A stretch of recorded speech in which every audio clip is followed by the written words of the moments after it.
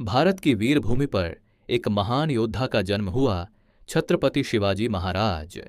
बचपन से ही शिवाजी महाराज के मन में स्वतंत्रता की ज्वाला जल रही थी।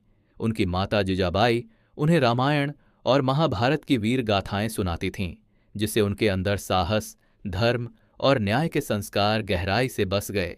छोटी सी उम्र में ही उन्होंने ठान लिया था कि वे अपने लोगों के लिए एक स्वतंत्र राज्य बनाएंगे, स्वराज्य। समय के साथ शिवाजी महाराज बड़े हुए और अपनी छोटी सी सेना के साथ उन्होंने अपने मिशन की शुरुआत की। उनकी पहली बड़ी जीत थी तोरणा किले पर कब्जा। यह सिर्फ एक किला नहीं था, बल्कि उनके सपनों की पहली सीढ़ी थी।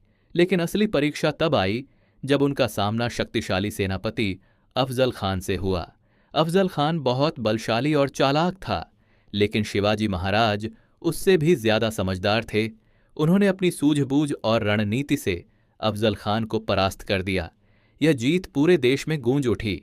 शिवाजी महाराज की सबसे बड़ी ताकत थी उनकी गुरिल्ला युद्ध नीति, अचानक हमला करना और दुश्मन को संभलने का मौका न देना। उन्होंने पहाड़ों और जंगलों का ऐसा उपयोग किया कि बड़ी से बड़ी सेना भी उनके सामने कमजोर पड़ जाती थी।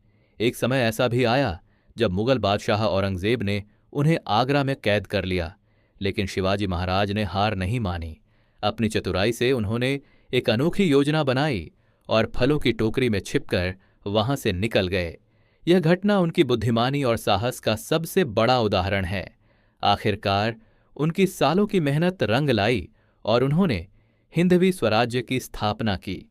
वे सिर्फ एक योद्धा ही नहीं, बल्कि एक न्यायप्रिय और दयालु राजा भी थे, जो अपनी प्रजा को परिवार की तरह मानते थे। यह कहानी हमें सिखाती है कि अगर इरादे मजबूत हों तो कोई भी बाधा बड़ी नहीं होती।